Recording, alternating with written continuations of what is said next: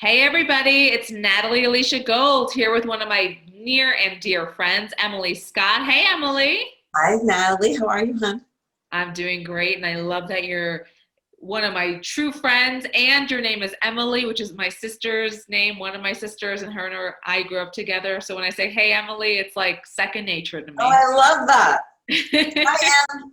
Yeah, she's awesome. She's expecting baby number two actually any day. So this Emily, my Emily Scott, is an amazing woman. She works with clients to unpack their money stories to improve decision making, communications, and their relationships. She's honored by the trust her clients place in her and describes her role as a financial navigator and confidential thought partner for her clients in the issues and challenges of legacy planning, financial prioritization, and philanthropic choices. Emily calls this process the power of and. She collaborates with other professionals to align core competencies for a robust client offering. She has many years of experience in personal investing, philanthropy, on Wall Street, managing a family office, and legacy discussions. She brings all of this as her deep desire to be an evangelist and change this world from the inside out. She's a contributor to articles on online media on women in transition, the inner struggles of women and their wealth, how wealthy couples navigate their differences, and philanthropic perspectives. She has received accolade upon accolade. She's a certified financial transition professional and on the advisory committee of the Financial Transition Institute. She's a member of a number of groups and holds an MBA from Cornell. In her personal life, she is deeply engaged in her philanthropy and a TEDx Sonoma speaker on philanthropy. She has authored Tales of Devotion, a look at the bond between people and their pets, and has raised large sums of money for many causes and organizations. She lives in San Francisco with her partner and senior rescue dog. She's an avid golfer, obsessed crossword and Sudoku puzzler, me too for Sudoku, and very amateur photographer. Her website is emilyscottand.com. And to say that to have her on my show is a privilege is an absolute understatement. So, Emily, how are you today? I just want to come right through the screen and give you the biggest hug. You Same know, here. I will say it's always a little funny to hear somebody else talk about you, right? And listening to you first, the love that you put forth in reading my bio just makes me want to smile. So thank you for that. Thank you for all the work you have done in this world. The fact is, reading about it is the easy part. It's the doing it and the being it that you are. It's from the moment anyone meets you, your ability to assess what's happening in them at literally like X-ray vision, which I will say is a major gift you have, is second to none. And I can see why you're so successful with couples and really having them and people, not just couples, individuals as well, with their money stories is you're able to hear what's being unsaid. So let me talk about that for a second, right? And and I always say it's the and, not the or. You know, Jim Collins in Good to Great talks about the brilliance of the and versus the tyranny of the or. And I remember reading that and thinking, and he was clearly talking about it in a business setting. And I thought, okay, there's something to that. There is an and in everything versus the or. And so I did a 2-week experiment. That for 2 weeks, I never used the word or but. And the change in the dialogue was incredible, right? So my ex-husband and I would be talking about an idea, and normally he would say, so, blah, blah, blah, blah, blah, blah. And I go, okay, but, because I was the one who said, my role in that conversation was, I'm going to come up with all of the bumps that could derail us. And so if we can figure those out, then we're good to go. Because that's the way I operate. If I can come up with the answer to the worst case scenario, everything else will be easy. Rather than say, but, I would say, that's a really good idea. And what would we do about XYZ? So think about how differently that gets heard, right? I'm just thinking and laughing in my head and now out loud to that exact conversation because it's something my husband and I have all the time. Yeah, And I'm the, and here's the idea. And he'll be like, yeah, but, and I'm like, you always derail my things. right. And So let me offer you a thought with you and your husband. Ex-husband David, brilliant marketing idea guy. As I used to say, goes from A to Z like Mario Andretti, right? Which is fabulous. We need people like that. And then there's those of us who fill in the B to Y. And what you want, and I say this to couples all the time around their money stories, because nobody's money story is like, oh my God, that's exactly my money story too, because that just doesn't happen. In fact, you and Sister Emily, I guarantee you have different money stories, even though you grew up in the same home, because that's called individualization, right? So what I say to what I realized in these conversations with the and versus the or, and what I say to couples all the time is, be so happy that you have two people who come at this differently, because now you have a committee who are going to make this an even better idea or come up with an even better solution, because you need that. You need somebody to go, what about this? How are you going to address that? Oh, maybe we can go in this direction, or maybe it needs to go in that direction. And it's the acceptance of that, as long as, again, this takes two to tango, right? As long as somebody isn't going, that's a horrible idea, that's ridiculous. It's not that. It's I want to poke holes at it for a good reason. The intentionality is to make this even bigger, better, more durable, more sustaining, whatever it be, right?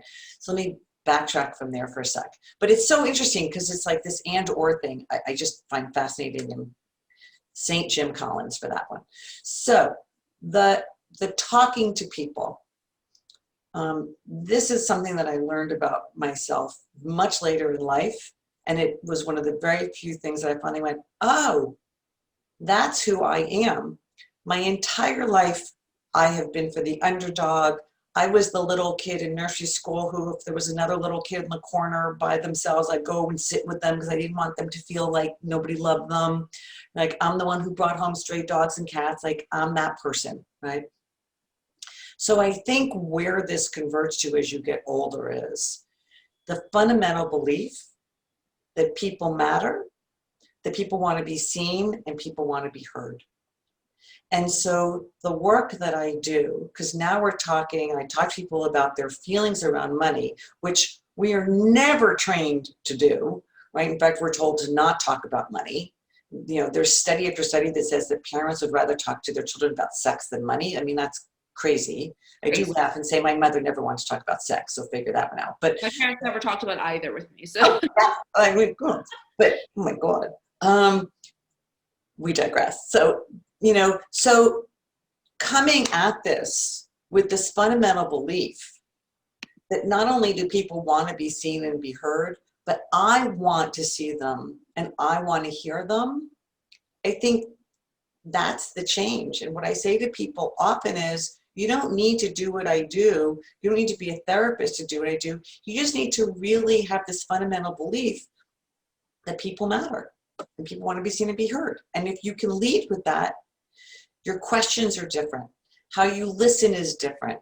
How you come at it is different, right? And that to me goes back to the and. It's you have to listen differently because you're not ready to argue, you're ready to incorporate. Does that make sense? It absolutely does. And I love it. I love how that philosophy is such a cornerstone for everything you do. And Emily, you talk to people about their money stories. Yes. What's a money story for someone who might not have heard the term before?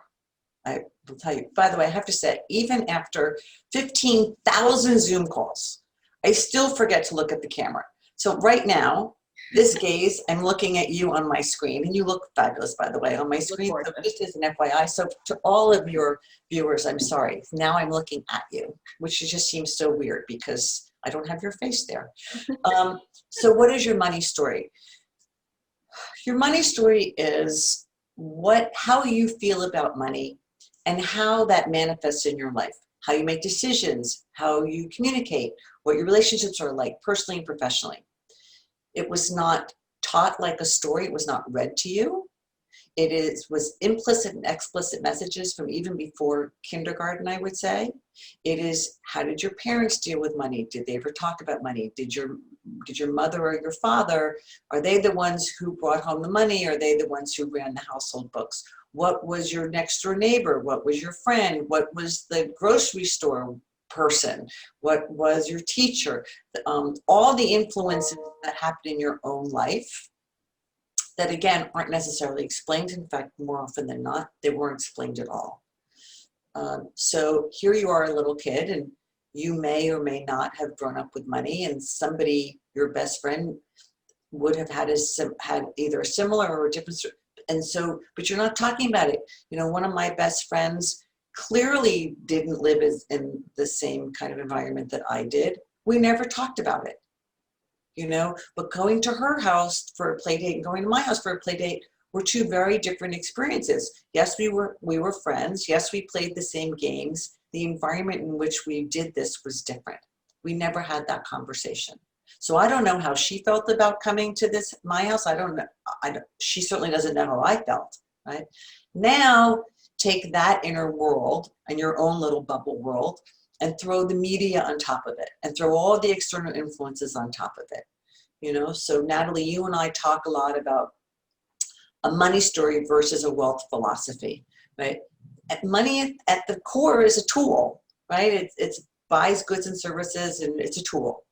It's all the stuff that we put on top of it and all the messages that are received on it. And then, because that's not complicated enough, there's also the gendered language of money, right? So women are taught that we are frivolous spenders, and we are taught, if you want those expensive shoes, you should not be going out and buying coffee. Mm-hmm. Men are taught, get the power suit, get the fancy car, smoke that big cigar, because people are going to see you as successful.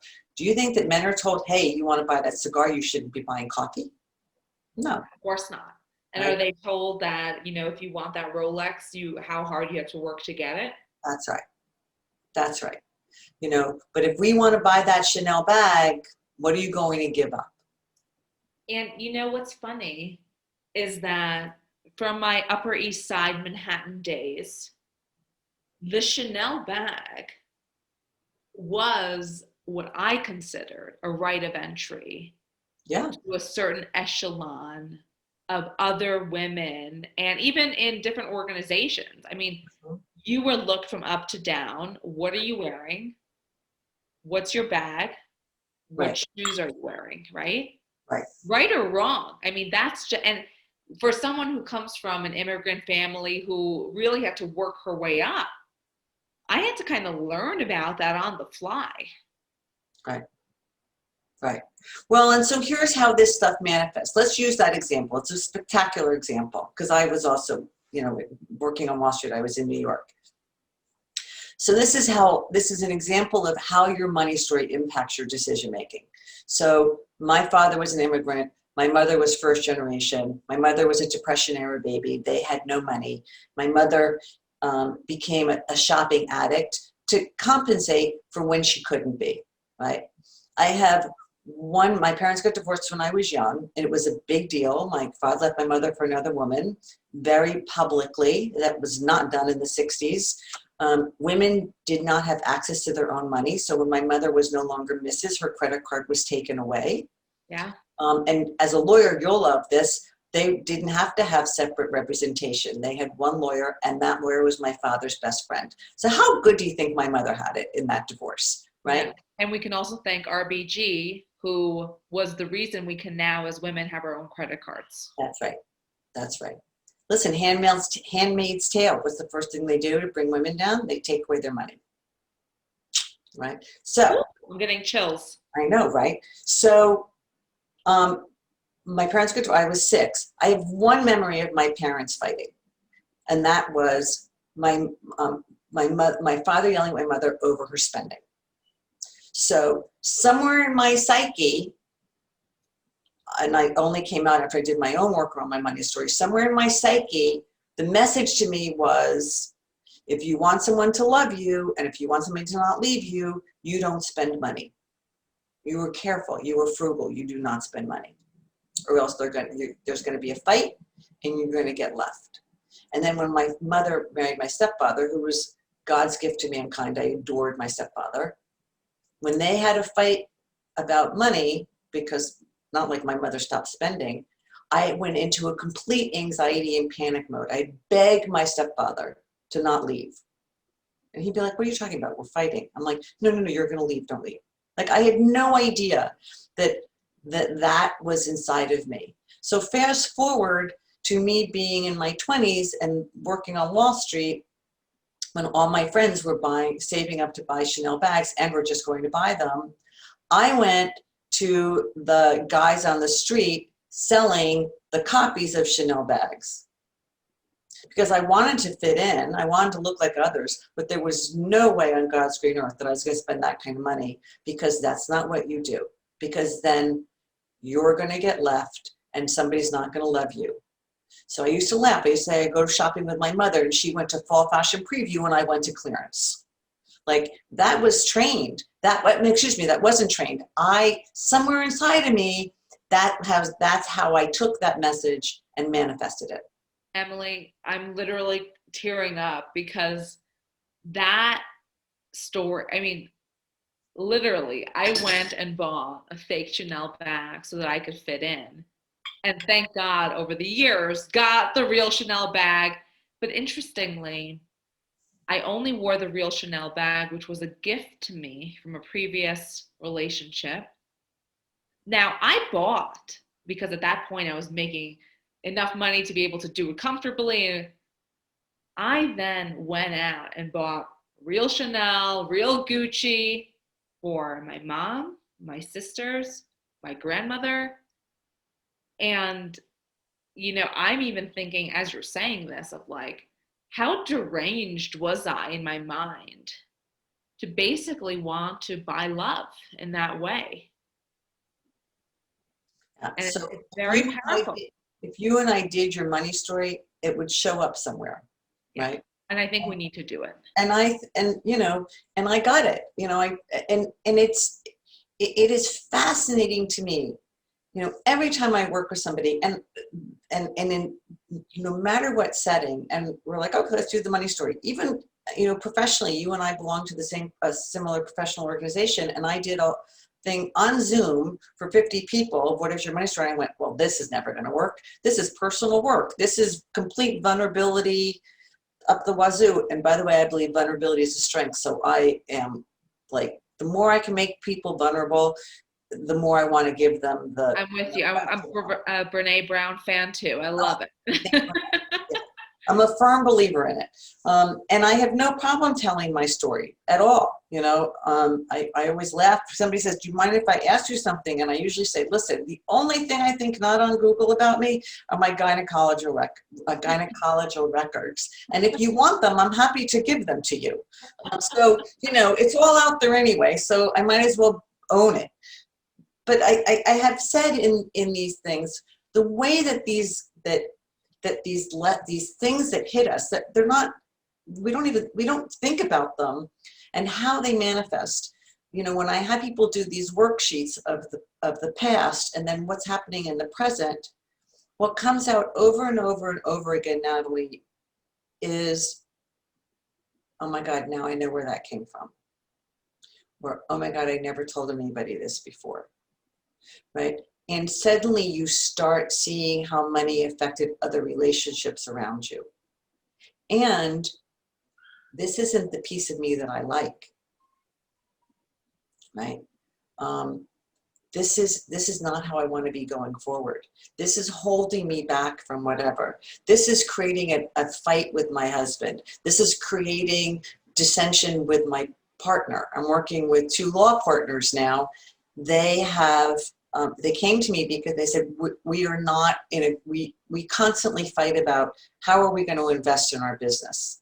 one of the women had done her money story, personal money story with me. She goes, I want you to do this with us. And I'm thinking, this will never work. Like, this is business strategy. But I said, okay, I'll try it. Well, sure enough, right? Like, our money stories are so powerful because they're squished, right? Feelings get squished. And so when you push them out there and you give them air and space and light, now you can do something with them. Now you can go, oh my God, this is what affected my thinking. And thinking affects behaviors, which affects actions, right? And that's the part, to me, that is missing in the financial service industry, is that we don't, or in a lot of industries, right? We don't know what to do with feelings and how to then take them and look at them and think about them and say, well, what's working for you and what's not working for you? What's in concert with who you are? You know, you've heard me say this a gazillion times, right? How does your money represent who you are as a human being? And that's where I want us to all get to, right? And with no judgment. If, hey, we'll go back to the Chanel bag. You know, I want a Chanel bag because I love how it looks. I love how it feels. I'm worth it. I believe that this is going to make me feel good. I believe that I have earned it, and earning something is important to me. Not society's told you have to earn it, but earning it is important to me, right? I'm doing it for all the reasons, and yes, that is in concert with my values, that I get to have this conversation within myself. I get to internalize this. I get to ask myself a set of questions, and if I check off all the boxes, yes, I can go buy this. It's different. It's a different internal conversation. It's not, I must have it. It's not, well, she has it, so I want it. It's not, well, my kids will eat peanut butter and jelly for a week. You know what I mean? It is a, have you done the work? Have you determined that your money story has now become something we can talk about, is now part of your wealth philosophy, and that this is in concert with all of that? That now there's an alignment with the emotional and the intellect. And that's where we get caught so often, is that there's not alignment, you know? So I end up marrying a wealthy man, and some people I know in my life said to me, well, you can now afford to go buy designer clothes. I was like, okay, you know, well, I can't begin to tell you how often in my brain I would walk around going, well, the role of Emily Scott is now being played by, you know, or somebody would say to me, you know, somebody would mention something. I said, well, I'm playing the role of corporate wife. I never said, oh, this is me. Don't I look great in it? Right? What's amazing about that, Emily, is the intrinsic story we tell ourselves, our vessel. How many lottery winners do we know that go bankrupt? How many people who inherit money from their families ruin it? There's a whole saying, it goes from t-shirts to t-shirts in 3 generations. Right. So what are the things we can do to expand our vessel of worth so that this money tool can truly be used for good? Right. And good as you define it, right? And I would say, how many couples divorce because they're fighting over money? Almost all. Okay. Now I want to make a distinction here. My clients have disposable wealth. I'm not working with somebody who can't pay their bills, who are struggling to make ends meet. Sure.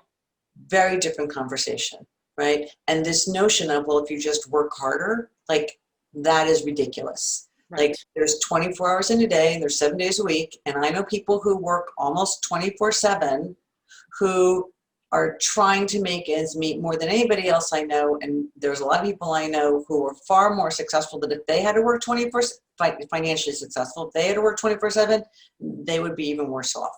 So I just want to dispel that notion.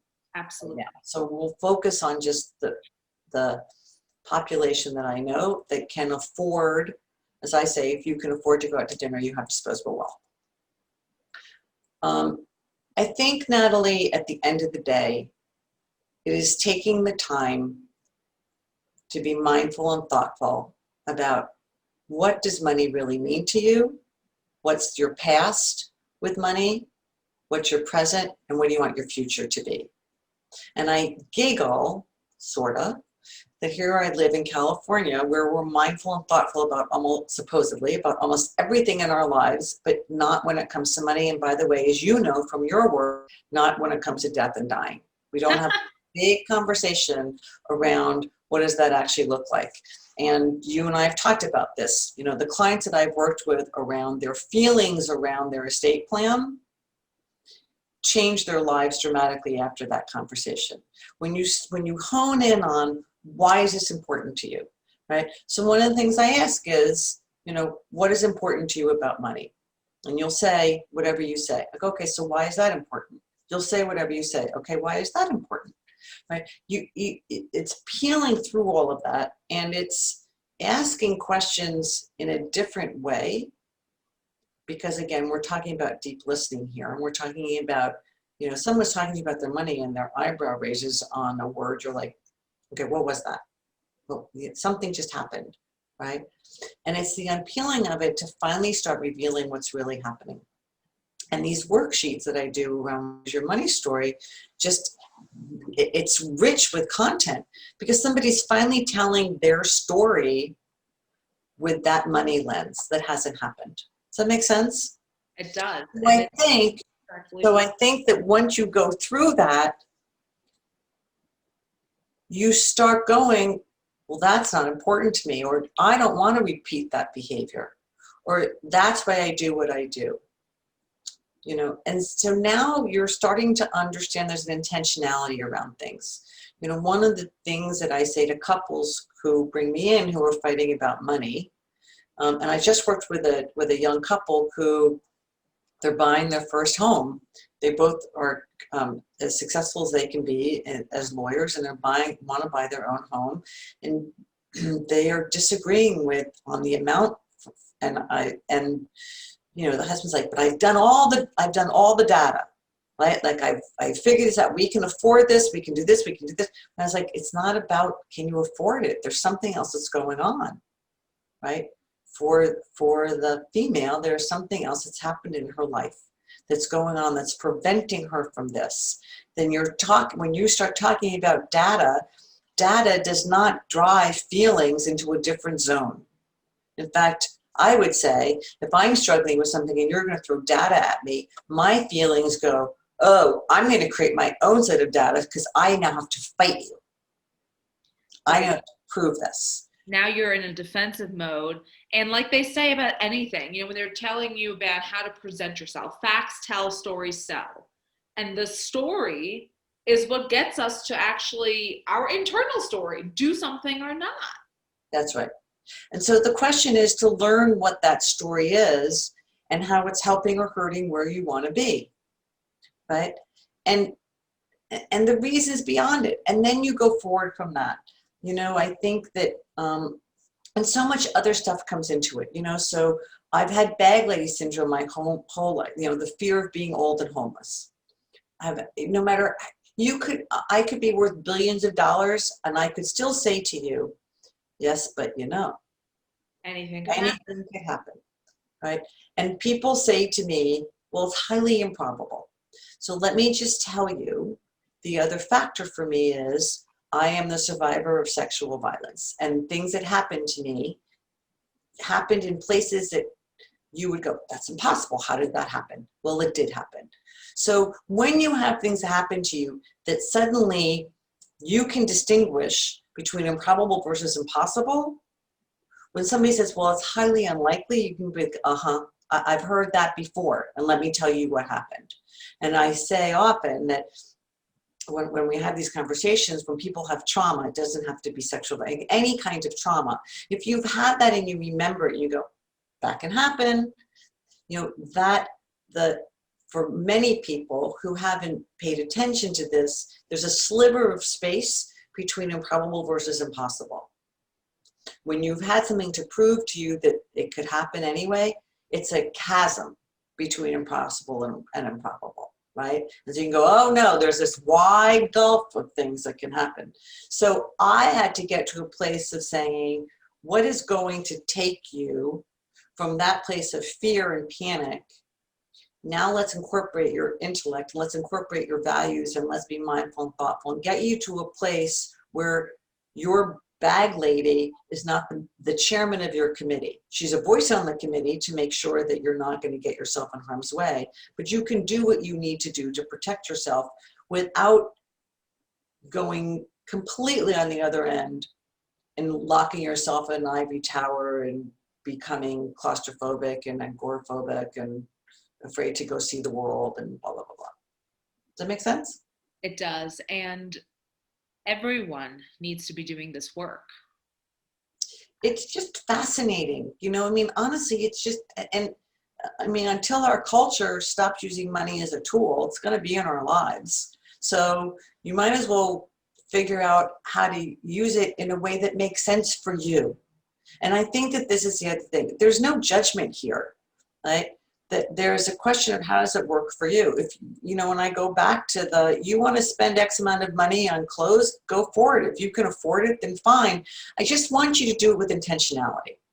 I want you to feel good about it. I don't want you to have to fight about it. I don't want you to have internal conflict around it. I want what I say over and over and over again. My work is all about helping clients achieve peace of mind and clarity when it comes to their wealth. And that's really all I want. If you don't have to worry about paying your bills, I want you to be able to put your head on the pillow at night and not have anxiety around money. You can have anxiety about a whole host of other things. There's a laundry list I can give you of things to have anxiety about. This doesn't have to be the one. I don't want you and your partner, personal and or professional, fighting over something because your money stories are in conflict. Whereas if you knew about them, they could be helpful. It seems to me that every partnership, every relationship really should have a diagnosis about this, because look, it's funny you talk about business partners. My first legal business partner was an 85-year-old gentleman. And I was at the time a 25-year-old lawyer, and he's an 85-year-old lawyer. And to say that we were worlds apart is an understatement. Right. Right. And, you know, we just don't know what we don't know, Emily. And we don't know that everyone doesn't, you know, especially when you're a young kid, you think everyone kind of thinks the way you do. And if someone sees your potential, and it's just very important now. Well, and you also think, Natalie, that if you're as a kid, you're listening to other people talking, that's not what you think, then you're like, am I a freak? Yeah. Like, why am I not thinking, right? Like, so the internal dialogue that can be doing damage, right? And listen, I've talked to you about your own business. You know, you come at a traditional business of making yourself and the people you love secure with a very different perspective, which I adore, because you look at it as if this is such a great thing, which it is, to secure and protect you and the people that you love, why are people who are far younger than the average bear, why are they not doing that? Right? Like, why is 64% of the population dying without a will? It's insane. Okay, I mean, so why is that? Right? And so the beauty of the work that you do is that you're looking at it differently. And this is something that you and I have talked about. You and I, the similarity is that we want to fill the void. Yeah. Right? That we have looked at our industries and said, there's a void. Right? And I say, I very, very careful to say, for me, I do not have assets under management. I am not a financial advisor. I am not a financial planner. I am not an estate lawyer. I am not an accountant. My God, if I was, I would be in court because you would be suing me for malpractice. I mean, like, no. I do believe that this information, if brought forth, can have all the professionals in your life helping you even better than they already do. So it's a complimentary service, and I say this to lawyers and advisors daily. I'm not suggesting you don't know your client. I'm suggesting you only know them as much as they are willing to let you know them. Mm-hmm. And I'm encouraging you that there's more to the story. And I appreciate the fact that this may not be what you want, how you want to spend your money, or your time rather, as a professional. I totally get it. That's why I'm doing what I'm doing, because there's a void and I want to help people. And I know that personally. I know, through my amazing education and my Wall Street, I mean, intellectually, I can tell you all sorts of things about financial stuff. And I know that I sat in a room every quarter with a bunch of professionals around me, and I, for a while, was terrified to say, but I'm afraid that we're going to lose all our money. So I made all sorts of different things up that I thought they could hear, right? As opposed to coming face to face with my own fears and saying, so how do I get around this, and how do I make sure that it's not hurting me, right? I would say the other big piece of this puzzle for me is I have been on both sides of the table. I have been the client and I have been the professional. And I understand how it feels to be on the two sides. And I also have said, and what I also learned, apparently, that there's a third side of the table, and that is having professionals in the room thinking that you're just the wife of the client. Oh, yeah. And that was real fun. That head patting was just way fun. Right? But again, let's go back to the gendered language of money, that as women, we're taught, well, you don't know about money, so you shouldn't talk about it. In fact, whatever you don't know, you shouldn't talk about it. And this is why, and there's a shame around that. There's a shame to talk about things that you don't know about, right? So it's all, the interweaving is dramatic. And I know that when I finally, for me, so here's the other thing, Natalie, that happens in the financial world. From a regulation standpoint, the question has to be asked, what's your risk tolerance? I bet you anything you have been asked that. Mm-hmm. Right? So I'm sure you answered it. How do you know if that makes sense for you? Yeah, you have no idea what that even means. Okay.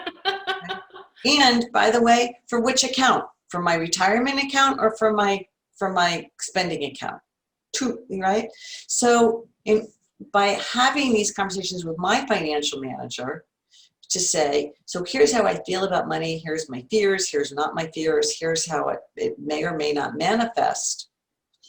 When I come to her with a thought or a decision, what she now knows is, so who's speaking here? Is it my bag lady who is panicked and is operating under duress? Or is it rational, complete Emily who has weighed the pros and cons? And so we have a different conversation around that, right?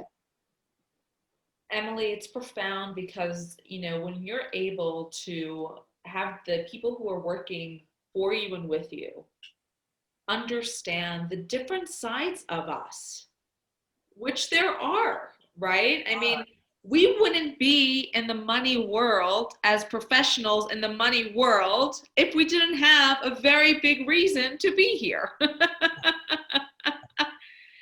And to make kind of the sides of you visible is a very courageous act.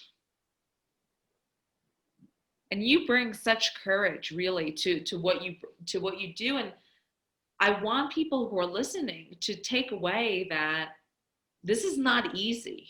No, even for people who do this for a living, like Emily, like me. This is hard stuff because it's an inside job, baby. It's the hardest stuff. Yeah. But what's the alternative? And now, no buts, no ors or buts, right? See? I'm telling you, it changes. And what's that and no shoulds. Like the should thing makes me crazy. I know. Yeah. I'm with you. So, and what's the alternative if we don't do the work? Well, the alternative is you continue living your life and you're not happy about something that you could potentially be, maybe not even happy, maybe just calm and more at peace with, right? I mean, again, going back to this positive disintegration, right, of how trauma can make us become a better version of ourselves, right? Like this, there's a discomfort that you aren't with, and it either happens in a new situation or it happens because you're repeating the same thing that you're just not comfortable with anymore. You know, the question is, how do you move out of that? You know, and I think as professionals, what we have to own, really own, is to create a safe and sacred space to allow somebody to be in a judgment-free space where they can put air and light, and nutrients to these feelings, and so they can get out of it. I mean, it is not checking boxes off. I gave a speech once at a Barron's Women's you know, the top financial women advisors kind of thing. And I was talking about, the speech was around how to keep a client. And, you know, I was using different case stories, my own as well, of how you can turn me away from you or you can turn me in. Right? And there's a lot of know, like, and trust kind of stuff, but also, you know, really recognizing who's in front of you, and honoring the fact that, especially if you're working with a couple or a family, that there's more than the patriarch or more than one, you know, head of the table, that there's a bunch of heads of the tables. So this woman from a brokerage firm, who I will be polite and not name, I used to work for them, so I'll be nice, said to me, so what is it that you do? And I told her, she goes, oh, we do that. We talk to people. We know all it is about our clients. I went, that's fantastic. Like, I used to work there. Like, that's a big change from when I was there. I said, so how do you do that? Like, how do you learn about what's called the emotional side of money, or the human side of money, and the value-driven space? Like, how do you do that? She said, oh, we hand them a questionnaire. So an hour later, as I am up on the stage, you know, and I'm giving my prepared remarks, I stopped and I said, oh, I need to tell you this. This is like really important. I will never, ever, ever answer a questionnaire the same way that I would answer if you were sitting next to me or in front of me or by whatever, and looking at me eye to eye and saying, and showing me that you really want to hear the answer to these questions. And it's not like, oh, okay, so she answered that one. Okay, next, right? Like, questionnaires, by the way, so it's a common practice in the estate planning world that we send a client a questionnaire. Emily, no one returns them. It is insane, which is why I get the client on the phone or speak to them in person when we're in the pre-COVID world, and hopefully post-COVID one day very soon. And we actually talk about, like, well, what do you think? And they'll ask me often, what do you think is fair here? What have other people done? exactly. They don't, you know, like, if they already knew all the answers, they would just do it, right? But it's, Natalie, you're 100% right. And here's the deal. Like, let's be clear. What's the other thing that we're taught, or that we're not trained to talk about? Death and dying. yeah. So you and I operate in a space where we love to talk about two things that people don't talk about: death and dying, and money, right? So you're 100% right. If somebody could figure out a questionnaire around it, like, I bet you anything that you'd have a bigger percentage of people who had estate plans. But you look at those, I mean, I've looked at them, and I already have an estate plan, and I've looked at those questionnaires, and I'm like, okay, fine, later. I'll do that later. I mean, because it's not a, oh, I like my coffee black versus I like it with cream and sugar. It requires more of a conversation, and it requires more thinking about it, right? And I used to say to clients all the time when we talked about their estate plans, again, from a values-driven, I really want to try to figure out what makes sense for me. And I say all the time that your estate plan is the last chance in your life to tell the people and the organizations in your life how you think, how you feel about them, how you feel about anything. Like, this is you. Like, this is you. It's So your opportunity. I think it's just, right, it's crazy making. It's crazy making. I'm with it. And I tell people, you have a decision to make. You get to decide how you remember, or the state has a pre-described code that will explain it to your heirs. Right? I mean, it's crazy. And so, you know, when I say to people who have children, like, I know you love your children. You don't have to convince me. I know that.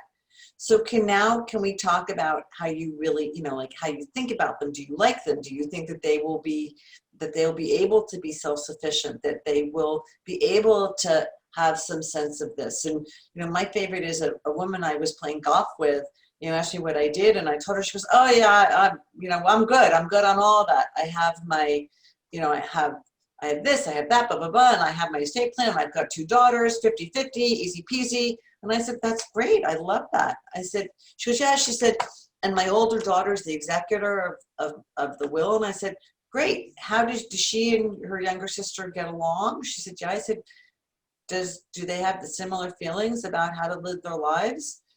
And she said, oh, no, they're very different. They're very different. I said, do you think the younger sister is going to want to listen to the older sister?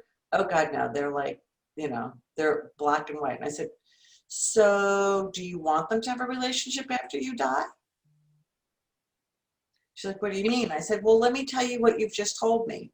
Yeah. They have a very different philosophy of money, and one doesn't want to hear what the other one has to say about it, and yet you've put that person in control. Like, how do you expect them to get along? And I said, I'm not trying to put fear of God in you, but again, I would offer up, if one of your values is, I want my daughters to have a close relationship even when I'm no longer here, then let's talk about how much you can do to make that happen, knowing full well that there's 2 people who have their own lives and their own personalities, but what can you do as much as possible to have your values met? And that's where you come in, to be able to say, here's how you can structure it, and here's how you can say. The easy way is you have a third-party neutral who just does what's, and you know, people are so funny. They will pay any amount for their hair done, which yes, I need to get done, and the roots are killing me. They'll pay any amount for the newest pair of shoes, for the newest Chanel bag. But when it comes down to paying a few shekels to make sure that your kids are not going to kill each other at your death, because there's no better way to ruin a happy family than over money, it all of a sudden becomes something that they're unwilling to consider. And I would suggest to people, like, spend a few shekels. And not because it's in my interest or your interest, but the family continuity, which I've never heard a client say. I hate just cut out. Oh, can you hear me? You're back. You're back. I've never heard a client say in my entire experience as a professional, you know, I really want both my kids to be killing each other and fighting over everything when I'm gone. No one has ever said that. Right. So, and Emily, so many planners are talking about tax planning, and it's tax driven. But the fact is, the number one thing people fear about is, are my kids going to get along after I'm no longer here? Right. Emily, this work is not just something that you wake up one day and you say, I'm going to do this work in the world. Oh, God, no. So what led you here? It's this positive disintegration that I just am so in love with, this concept. It is taking what has happened to you in your life, and, you know, as I said earlier, sometimes it's a trauma, and moving beyond it. You know, I mean, Natalie, you've been very vocal about your life and death accident when you were a teenager, and how much that changed you, right? That's the trauma. And why is it there are people who can move forward from that stronger and better, right?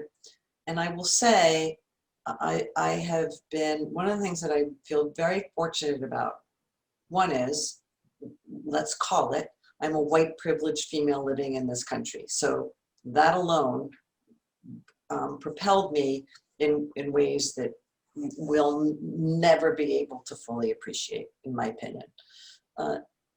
I've had experiences in my life that that have been extraordinary and that have been traumatic. right? The question for me is, with my privilege, so there are a few things working in my favor. One is I lead with my heart. My first boyfriend post-divorce said to me, you don't, when somebody punctures you, you don't drip blood, you gush blood. And I think that he was 100% accurate. I was always criticized for my sensitivity until that moment in time. And what this man said to me was, and this changed how I do business, what this man said to me was, your sensitivity is great for everyone but you, right? Because you gush blood. So just know that, right? But everybody else is, so I owned that. I finally woke up at the age of 60 and said, yes, I lead with my heart, and thank God that I do. Because of that, I really care about people. Because of that, I've been able to go all over the world on humanitarian projects and connect with people on a true human-to-human level. Because of that, people want to talk to me. Because of that, people say to me, I've never told anybody this, and I feel so safe telling you that. Like, you can't give me enough of anything else other than somebody trusting me in that way. It is I Fills your die a cup. happy woman, right? I So, am so with you. right, and I was raised with knowing that you give back. And so this notion of being of service is really important to me. So I had this, so my marriage ended, it wasn't my choice, right? I had to do all sorts of different things, and I looked at my life and I said, okay, so how can I be of service? What can I do with all of my experiences, right? And all of my privilege? What can I do with that? And it led me to this, because I know the financial world. I knew it from both sides of the table. And I said, there's a void here. There's a void. And I want to fill that void. You're called to fill it. My Emily, call. was the divorce for you something that really you feel propelled you into this work? Say that again, my dear. Was your divorce something that really propelled you into this work? I have to say, in a weird way, because it was amicable and we had a mediating judge, and I walked in there with my QuickBooks spreadsheets because I'm a very good financial human being. And I said, so here's our numbers, and I gave you all the data and blah, blah, blah. And I said, now that's here. Now let me tell you my fears and my concerns, because I have a bag lady syndrome and blah, blah, blah, blah. And the mediating judge looked at me and said, I've never heard someone able to express that, male or female, someone able to express the differential. You should go do this as a business. Wow. And I was like, huh, like, really? I mean, it didn't occur to me. And I did a fieldscape, and people were like, there's something here. And because you've been on both sides of the table, and because you really like talking to people, this makes sense. And I will say that this is something that there are courses out there. You can get a degree in this work. I will say, I firmly believe, because of the wealth transfer to women and to the next generation, you're going to see more and more of this conversation. 5 years from now, I promise you, this is going to be like, yeah, you're one of those. Like, there's going to be more and more people doing this, because we have to. We have to figure out what is going on with this, and it's going to become more and more of a demand, like everything else has in the financial services world. Emily, what is your big why? What is my big why? Yes. A great question. My big why is, how can I be of service?